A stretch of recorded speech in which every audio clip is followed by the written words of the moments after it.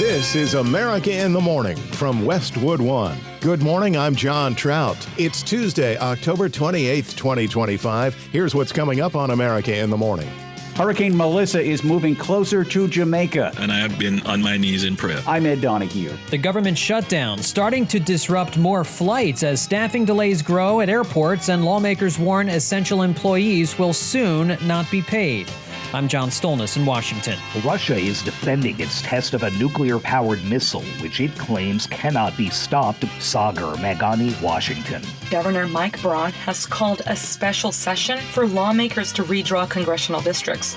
I'm Marcela Sanchez. On Wall Street, stocks rallied and new records were set. Investors are hoping a trade deal with China is close. I'm Jessica Ettinger. A decision made surrounding court appearances for the man accused of killing Charlie Kirk. I'm Clayton Neville. All ahead on America in the Morning. The strongest hurricane ever to hit the island of Jamaica, and currently the most powerful storm to form this year anywhere on the planet, will make landfall today. Winds from Hurricane Melissa reached 175 miles an hour overnight and is expected to slam into Jamaica with sustained 160-mile-per-hour winds, gusts of over 200 miles per hour, over 3 feet of rain, and a storm surge of 13 feet high. Correspondent Ed Donahue reports Hurricane Melissa's island-wide damage, at the very least, will be catastrophic. But the main story here is destructive winds, storm surge, and catastrophic flooding will impact Jamaica throughout the day today, and then as the system moves northward into the overnight hours tonight. Hurricane Melissa is moving closer to Jamaica. There is no infrastructure in the region that can withstand a Category 5. There is going to be damage if there's a Category 5. Melissa is a powerful and dangerous Category 5 storm. It could be the strongest hurricane to hit the island since record-keeping began in 1851. I have gotten so many calls, and I have been on my knees in prayer. Jamaican Prime Minister Andrew Holness says the people there are preparing for the hardship ahead. A Category 5 hurricane will definitely damage roofs. It will definitely compromise infrastructure, even concrete infrastructure. It will scour roads.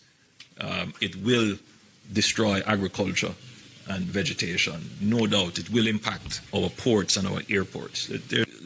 Category 5 would be a really bad disaster. Earl Cameron lives in the capital, Kingston. It's not a joke. It is very serious, guys. And it is going to be something different. The figures we think will be astronomical. Yeah. It will be hard to digest when this is over. Parts of eastern Jamaica could get as much as 30 inches of rain. Gathered as prayer warriors, as many have done, to pray for our nation. Melissa has killed at least 6 people in the Caribbean. I'm Ed Donahue. The federal government shutdown continues to roll on, with a shortage of air traffic controllers leading to flight delays at many airports. John Stolnis has the story from Washington. The Federal Aviation Administration was forced to issue a temporary ground stop in Austin, Texas for about an hour, while brief delays plagued a number of airports, including Los Angeles and Dallas. It comes thanks to a shortage of air traffic controllers showing up to work now that those workers are no longer being paid thanks to the government shutdown. Transportation Secretary Sean Duffy told Fox News on Sunday, "I don't want air traffic controllers going to a food bank. We don't have the best technology, as I've talked about with you, Maria, in our airspace, but we do have the best controllers." Flight disruptions are expected to continue, Duffy predicting travelers would start to see more canceled and delayed flights as more controllers call in sick. House Speaker Mike Johnson says Republicans don't want this. Families of military service members and the air traffic controllers and so many of these others are now at very real risk of missing the paycheck at the end of this month. Starting this weekend, the SNAP program, also known as food stamps, runs out of money, ending federal aid for tens of millions of Americans. Some states, like Minnesota, will help fill the void, as Governor Mike Walz declared. It is not a privilege to have food. It's a human right to have food. And in the most abundant food supply of any country on earth in the United States, and us being at the heart of that heartland of food production, It's absolutely unnecessary for people to go hungry. The Trump administration is rejecting a plan to use about $5 billion in contingency money to keep food stamps open. They did reassign $300 million in unspent tariff money to keep another food aid program, WIC, from going dark, but that will only last until next week. The largest union representing federal workers on Monday called for an end to the shutdown, urging Democrats to pass the existing clean continuing resolution, ending the stalemate and negotiating other issues after. However, Democratic House Leader Hakeem Jeffries on CNN is urging House Republicans to return to Washington to negotiate first. Well, Republicans control the House, the Senate, and the presidency, and from the very beginning of this year, they've adopted a my way or the highway approach and continue to try and jam their right-wing ideology down the throats of the American people. John Stolnis, Washington. The top stories of the day are sponsored by Sleep Number. Enjoy personalized comfort for better sleep night after night. And now it's the Buy More and Save event. Save on beds, bases, pillows, and more. Only at Sleep Number or sleepnumber.com. When we return, Russia's unstoppable nuclear weapon. When America in the Morning continues after these messages.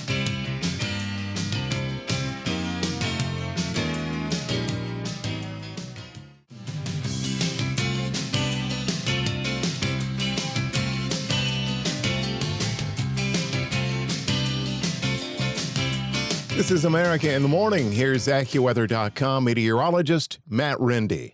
A storm in the Rockies yesterday will have wide-reaching impacts through the Plains states today, from Minnesota southward into Iowa, eastern Nebraska, and continuing into eastern Kansas and Missouri, where some rain could fall for a good part of the day. Farther south, this storm consolidates in northeast Texas and then continues into Mississippi tonight. And there'll be some thunderstorms through eastern Texas into Louisiana and Arkansas today, with heavy rain and damaging winds possible. And this will continue eastward tonight into Mississippi and western Alabama.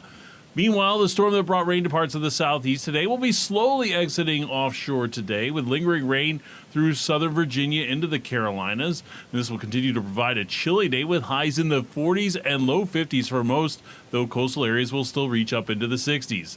There will also be some showers bridging these two systems through parts of Illinois, Indiana, Kentucky, and Tennessee. Yet another storm will into western Canada. We'll have a cold front moving into the northwest with rain forming along the Washington coast late today, and that will extend to the south into Oregon and east into northern Idaho tonight. Some higher elevations in the Washington Cascades could see some snow tonight. The rest of the west will be largely dry with plenty of sunshine from California through the southwest and into the Rockies and even the western plains from western Kansas into the Dakotas. It will be a chilly day for some of the northern areas with highs in the 30s and 40s, and then warming into the mid-90s through Arizona into the California deserts. That's the weather across America. It's going to be a hot day in Victoria, Texas, with clouds and sun and a late-day thunderstorm with a high of 93. Indianapolis, Indiana will be cooler with more clouds and a shower in spots and a high of 59. That's the nation's weather. I'm AccuWeather.com meteorologist Matt Rindy. Follow us wherever you get your podcasts. Search America in the Morning in your favorite listening app. President Trump is not happy with Russian leader Vladimir Putin after the Kremlin tested a new nuclear-powered missile, one it said cannot be shot down. Washington correspondent Sagar Meghani reports. Russia is defending its test of a nuclear-powered missile, which it claims cannot be stopped by air defenses. 7 years after revealing work on the missile, Vladimir Putin announced a test yesterday of what NATO has codenamed Skyfall. That came after tough U.S. sanctions on Russia's energy sectors and new European commitments of military aid for Ukraine. Kremlin spokesman Dmitry Peskov says the test shows Russia's ensuring its own security, but President Trump's blasting the announcement. I don't think it's an appropriate thing for Putin to be saying either. Saying the Russian leader should be focused on ending the war. He ought to get the war ended. A war that should have taken 1 week is now in its soon 4th year. That's what he ought to do instead of testing missiles. Sagar Meghani, Washington. There's plans for redistricting in the Hoosier state after Indiana's governor called for a special legislative session to aid Republican chances of keeping the House of Representatives in GOP control. Correspondent Marcela Sanchez reports. Indiana Republican Governor Mike Braun has called a special session for lawmakers to redraw congressional districts. President Trump has ramped up pressure on Republican governors to give the party an easier path to maintain control of the U.S. House. Republicans in Texas and Missouri moved quickly, and California Democrats responded with their own redistricting plan. But lawmakers in Indiana have been far more hesitant. Indiana's Republican legislative leaders have praised existing boundaries that were adopted 4 years ago. The General Assembly will convene on November 3rd, but it's unclear whether enough of the GOP majority Senate will back the new maps. Republicans hold a supermajority in both chambers. Opponents are expected to challenge any new maps in court. I'm Marcela Sanchez. Investors react to the planned layoffs of thousands at Amazon. When America in the Morning continues after these messages.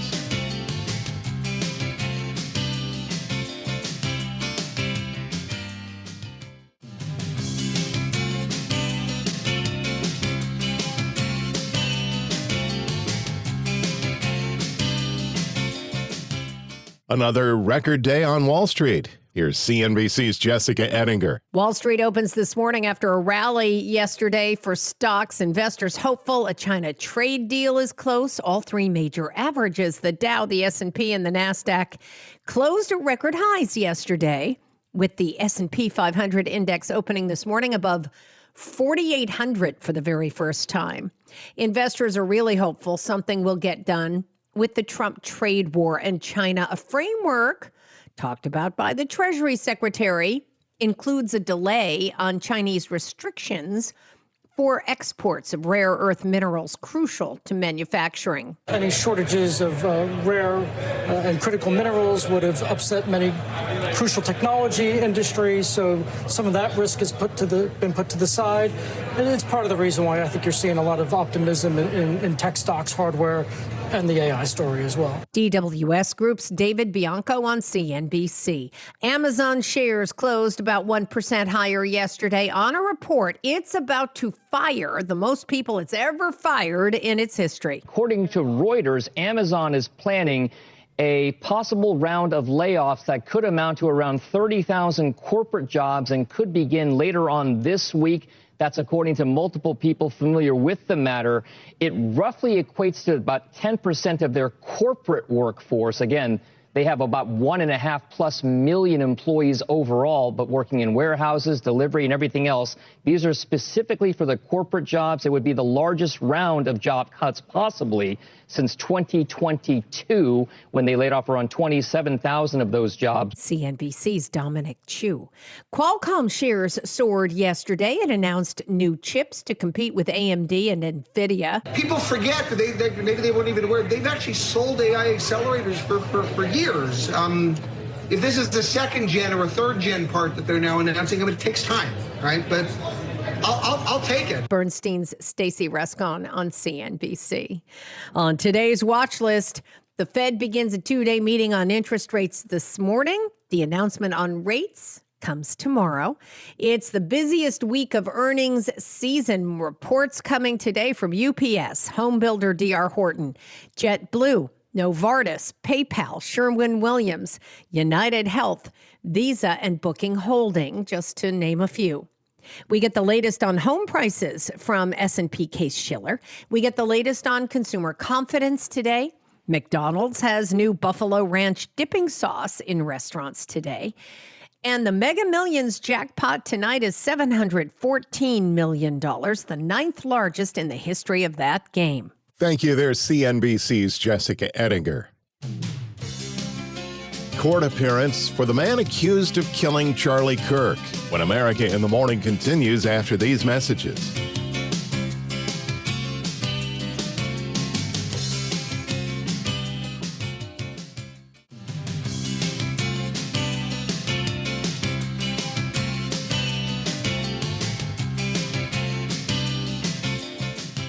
The threats to life in the Caribbean isn't just from Hurricane Melissa. Correspondent Julie Walker reports that 2 strong earthquakes in the Atlantic Ocean rattled islands from Antigua to Barbados. A 6.5 magnitude earthquake struck in open waters of the Atlantic Ocean and was felt throughout the eastern Caribbean. Geophysicist Jessica Sagar with the U.S. Geological Survey says the quake occurred about 100 miles east of Guadalupe at a depth of 6 miles. So it was a widely felt earthquake. However, it was pretty far away from any populated areas, so we aren't expecting too much damage or injuries. The earthquake felt on islands, including Antigua and as far as St. Vincent and the Grenadines. We do expect some aftershocks from this set of earthquakes, which is totally normal for a shallow event. She says shortly afterward, a magnitude 6.0 aftershock struck in the same area, and adds that since 1900 in this area, there have only been 5 earthquakes of 6.5 and above. I'm Julie Walker. The suspect in the killing of Charlie Kirk on the Utah Valley University campus earlier this year will now be allowed to wear civilian clothing in court proceedings. Correspondent Clayton Neville reports. During a pretrial hearing for Tyler Robinson, a Utah judge ruled that the 22-year-old can wear civilian clothing during his court appearances. Robinson's lawyers argued that given the extensive media coverage of the case, there's a risk of prejudice if potential jurors see him in jail attire. Prosecutors had opposed that request, but the judge said that Robinson has the right to wear civilian clothes as long as he's innocent. And he's innocent in the court's eyes until proven guilty. The judge, however, did say no to a request for Robinson not to be constrained in court. The judge said the allegations are too serious to grant that request. I'm Clayton Neville. America in the Morning for Tuesday, October 28th, 2025 is produced by Jeff McKay. I'm John Trout. This is Westwood One.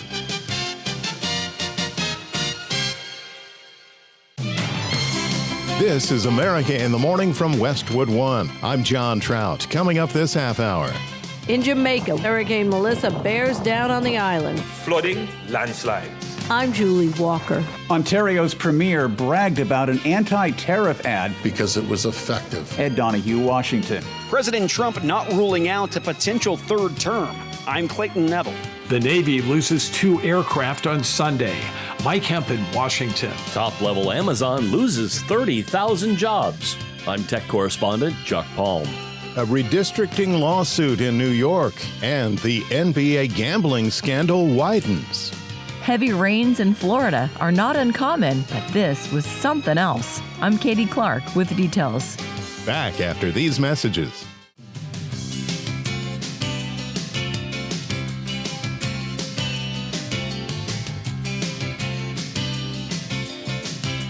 America in the Morning continues this Tuesday with the national forecast. Here's AccuWeather.com meteorologist Matt Rindy. A storm that brought rain to parts of the southeast yesterday will be exiting offshore today with lingering rain through southern Virginia into the Carolinas, and this is going to continue to provide a chilly day with highs in the 40s and low 50s. For most, though, some of the coastal areas will reach into the 60s. Another system in the Rockies yesterday will cover a large area of the Plains states today, from Minnesota southward into Iowa, eastern Nebraska, and continuing to eastern Kansas and Missouri, where rain can fall for a good part of the day. And then as the storm consolidates in northeast Texas, it will head into Mississippi tonight, and there'll be some thunderstorms developing from eastern Texas into Louisiana and Arkansas today, some of which will contain heavy rain and damaging winds. And then this will continue eastward tonight into Mississippi and western Alabama. And there'll be some showers connecting the two systems through parts of Illinois, Indiana, Kentucky, and Tennessee. High pressure will provide dry weather for much of the Great Lakes into the Middle Atlantic and Northeast. There will be some clouds along the fringes of the storms in the plains and Southeast, but largely sunshine in the Northeast. Highs will be in the 50s and 60s. And yet another storm moving into western Kansas. We'll have a cold front moving into the northwest with rain forming along the Washington coast late today and then extending into Oregon and east into northern Idaho tonight. Some of the higher elevations of the Washington Cascades could also see some snow tonight. The rest of the West will be largely dry with plenty of sunshine from California into the Southwest and the Rockies, and even to the western plains from western Kansas to the Dakotas. It will be chilly a day for some of the northern areas with highs in the 30s and 40s, and then warming into the mid-90s through southern Arizona and the California deserts. That's the nation's weather. I'm AccuWeather.com meteorologist Matt Rindy. Remember to follow us wherever you get your podcasts. Just search America in the Morning in your favorite listening app.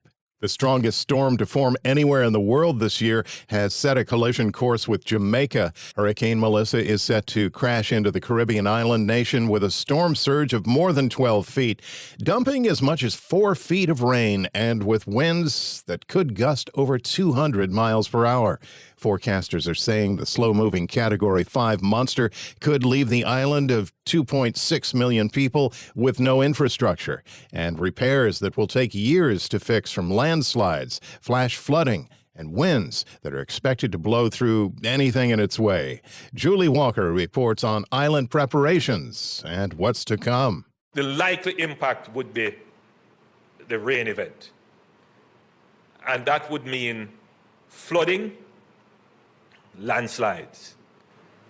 It would also mean that there could be some marooning of communities. Some communities could be cut off. In Jamaica, waves are pounding the shore, winds whipping the trees, and rain falling as Hurricane Melissa bears down on the island. Forecast to bring 160-mile-per-hour winds and 30 inches of rain. When this storm suddenly goes from being a Category 1 to a Category 4 or 5, in the course of one day, that changes everything you need to do to prepare for these coastal communities. And some of them, you can't evacuate everyone in a day, especially islands when you have to fly people out. So our risk is dramatically changing. National Hurricane Center specialist Larry Kelly. The category is not what matters here. It's the impacts, the catastrophic, winds, the life-threatening flash flooding, landslides anticipated over Jamaica. So, those in Jamaica need to seek their shelter now, and it's not moving very fast either. So we're talking about a long-duration event that's going to continue throughout the day today and overnight hours into tomorrow. Over the weekend, residents like Market Ward raiding stores to prepare for the worst. I was hoping to get some bread, but the shelves are empty. Melissa, the strongest hurricane to hit Jamaica in recent history, already causing fatalities in Haiti and the Dominican Republic. I'm Julie Walker. President Trump continues his tour of the Far East, where he spent Monday in Japan with preparations to meet with China, where a trade deal framework seems to be in place. Ed Donahue reports that trade talks with Canada are at a standstill following a video of Ronald Reagan talking against the use of tariffs in a TV ad run by the Premier of Ontario that angered President Trump and the White House. They cheated on a commercial. Ronald Reagan loved tariffs, and they said he didn't. And I guess it was AI or something. They cheated badly. Canada got caught cheating on a commercial. Can you believe it? Ontario's premier bragged about an anti-tariff ad that prompted President Trump to cancel trade talks with Canada. And we've seen, the employment numbers, that manufacturing jobs down in the U.S. have dropped month after month, total 78,000 jobs for 5 consecutive months. That's what tariffs do. They hurt the American people. The ad put out by Ontario Premier Doug Ford criticized President Trump's tariffs, using a speech from former President Ronald Reagan. Imposing such tariffs or trade barriers and restrictions of any kind are steps that I am loath to take. Well, it's a crooked ad. I heard he's airing it. Canada, that's why I pulled everything. Canada, they did a crooked ad. They know it was Ronald Reagan loved tariffs. What they did is really dishonest, and I heard they were pulling the ad. It angered President Trump. I'm not going to be meeting with them for a while, no. I'm very happy with the deal we have right now with Canada. We're going to let it ride. Ford says the ad got the message across. We had over 1 billion impressions around the world, and what we did, we generated a conversation that wasn't happening in the U.S. Ford pulled the ad, but only after it was seen during the first 2 games of the World Series over the weekend. Do you know why President Trump's so upset right now? Because it was effective. Audio from CTV. Ford also said Republicans are too afraid to speak up against President Trump. They totally disagree with the president. All 3 levels. I talked to senators, congresspeople, and governors. They all told me they totally disagree, but they're too scared of President Trump. When was the last time a Republican governor was scared of a Republican president? They're scared of ramifications, which is really, really sad. Ed Donahue, Washington. President Trump is addressing speculation he could try to run for a 3rd term as president, despite being term limited. More on the story from correspondent Clayton Neville. There's been talk of President Trump attempting a third term since he was reelected for his second, but recent comments by Trump ally Steve Bannon during an interview with The Economist reignited speculation. There's many different alternatives. At the appropriate time, we'll lay out what the plan is. But there's a plan, and President Trump will be the president in 2028. As it stands, the 22nd Amendment prohibits anyone from serving more than 2 terms as president. But President Trump was asked about Bannon's comments and the idea of a third term while on Air Force One this week during a trip to Asia. Well, I haven't really thought about it. We have some very good people, as you know. But I have the best poll numbers I've ever had. I just solved 8 wars and a 9th is coming. I believe Russia, Ukraine will happen. The president told reporters, though, that there are plenty of potential candidates within the Republican Party. Well, I don't have to get into that, but we have one of them standing right here.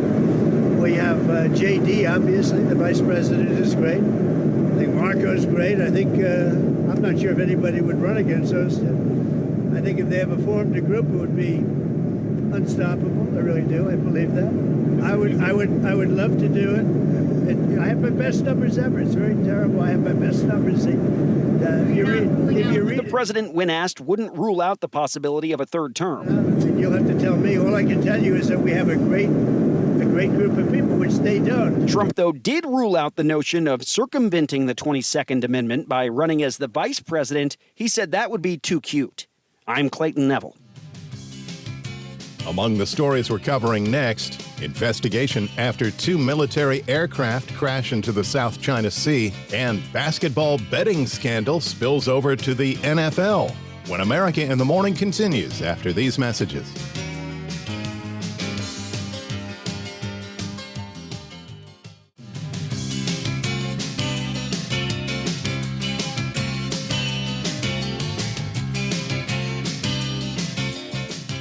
Welcome back. This is America in the Morning. We're now just a week away from the New York City mayoral election, and polls are showing the race tighter than ever. Former Governor Andrew Cuomo, running as an independent for mayor, has cut the lead of Democrat Socialist Zohan Randami in half.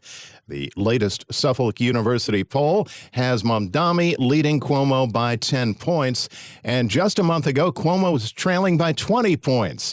Cuomo's picked up nearly all the support that was given to New York City Mayor Eric Adams, who dropped out of the race. Trailing both Mamdani and Cuomo is Republican Curtis Sliwa. The poll found that Cuomo also made strong gains with Hispanic voters, and so far early voting has been especially strong.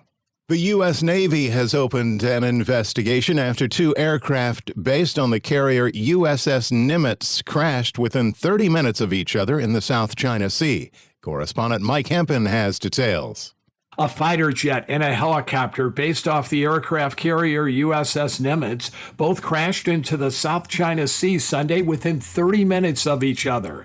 The Navy's Pacific Fleet says the 3 crew members of the Seahawk helicopter were rescued and the 2 aviators in the Super Hornet fighter jet ejected and were recovered safely. All 5 are in stable condition. The causes are under investigation, but President Trump speculates that bad fuel could be to blame. It could be bad fuel. I mean, it's possible it's bad fuel. Very unusual that would happen. Trump made the comments aboard Air Force One while flying to Japan. The president has ruled out foul play and says there is nothing to hide. Mike Hempen, Washington. Following the earth-shattering news in the sports world about gambling that led to the suspensions of a basketball team's head coach and a star player, the NBA is starting a review of policies as to how far the scandal reaches and how long it's been going on. Correspondent Gethin Coolbaugh reports. The NBA has started a review to protect the integrity of the game, players, and coaches following the arrests of Miami guard Terry Rozier and Portland coach Chauncey Billups over alleged involvement in gambling schemes. The league sent a memo to all teams highlighting the need to reassess sports betting regulations. Nearly 36 people, including Rozier and Billups, were arrested last week. The NBA is focusing on injury reports, which can be exploited by bettors. The league seeks to ensure players and coaches understand the risks of gambling and is seeking input from teams. I'm Gethin Coolbaugh. The basketball betting scandal is now reaching into the NFL. The New York Post is reporting that one of the mafia members named in the federal indictment rigged a poker game in Miami, and one of the people who played in that game was identified as Hall of Fame star Antonio Gates. Gates has not been accused of any wrongdoing. America in the Morning continues. New York could very soon become the latest state to redraw congressional districts. The New York Times is reporting that a lawsuit was filed on behalf of 4 New Yorkers that charges that the state's congressional map unconstitutionally dilutes Black and Latino votes in a district that covers Staten Island and part of southern Brooklyn. The lawsuit argues that the lines for the 11th congressional district unfairly disenfranchise Black and Latino residents. The district is represented by Representative Nicole Maliotakis, the only Republican member of Congress in New York City.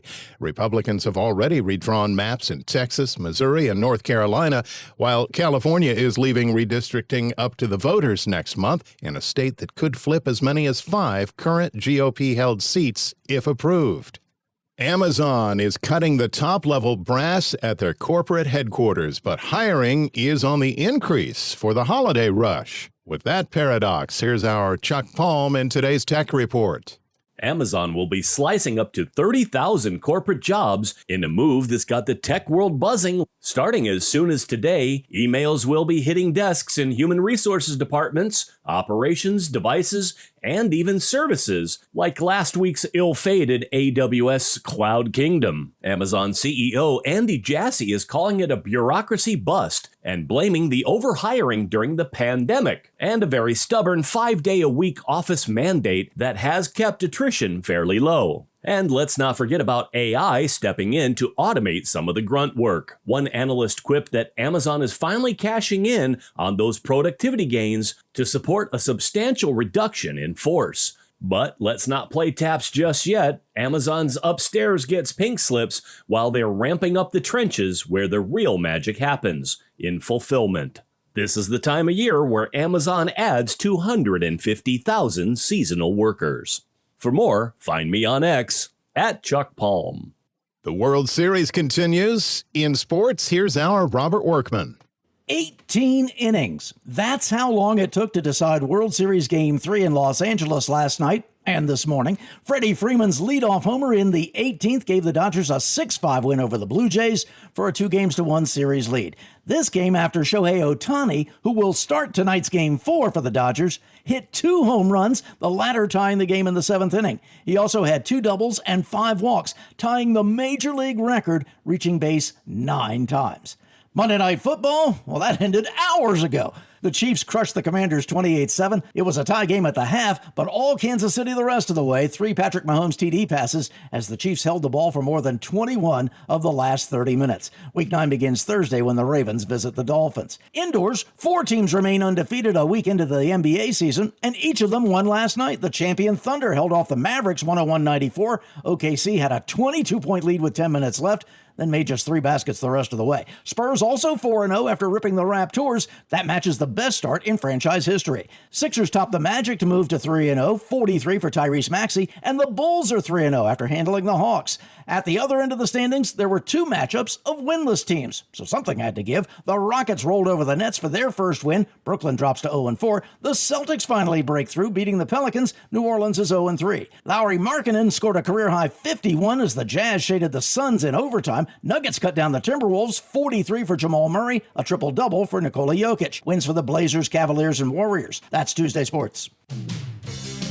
When we return on America in the Morning, the island of Jamaica in the crosshairs to be altered forever. After these messages.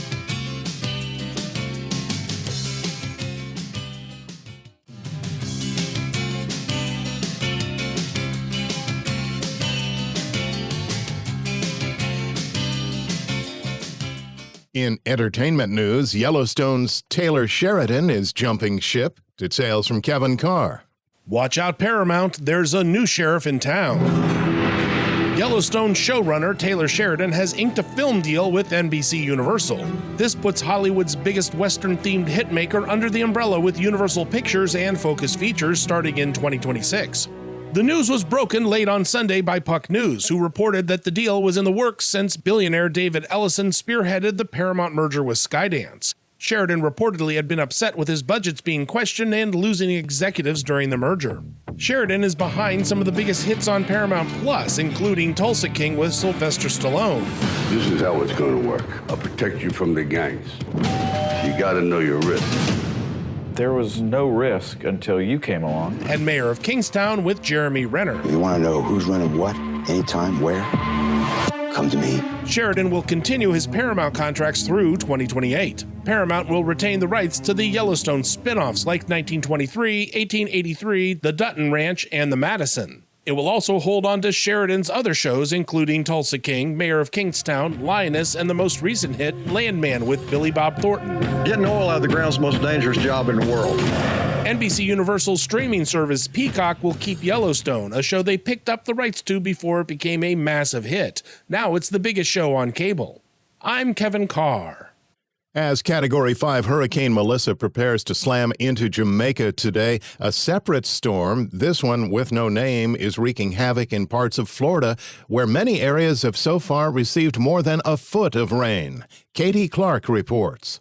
Despite the wet season starting to wrap up, jaw-dropping and record-breaking rainfall amounts comparable to totals during a hurricane. It's not uncommon for tropical storms to dump around 3 to 5 inches of rain during a Florida storm. In Florida's Lake, Brevard, and Orange counties, heavy rains fell Sunday and dropped up to 20 inches of rain during a 5-hour span. An area west of the Kennedy Space Center saw 15 inches of rain. According to meteorologist Laurel Blanchard writing on X, the counterclockwise spin-up from Hurricane Melissa to the south of Florida and a high-pressure system to the north spinning clockwise created a flow of unstable air and high amounts of rain funneled into the area. The town of Eustis got approximately 17 inches of rain. 20 homes near a 40-foot drop in Mount Dora were evacuated as a precaution due to risk of slides. Throughout Central Florida, many areas had streets shut down, sinkholes were reported, and numerous collapsed roads. One resident spoke to WESH-TV Orlando about flooding in an area of construction. This is not just water collecting from a regular rainfall. This whole area was sort of built to handle that, but it's not built to handle washout from a construction site that's just been cleared. All the orange groves are gone. I'm Katie Clark.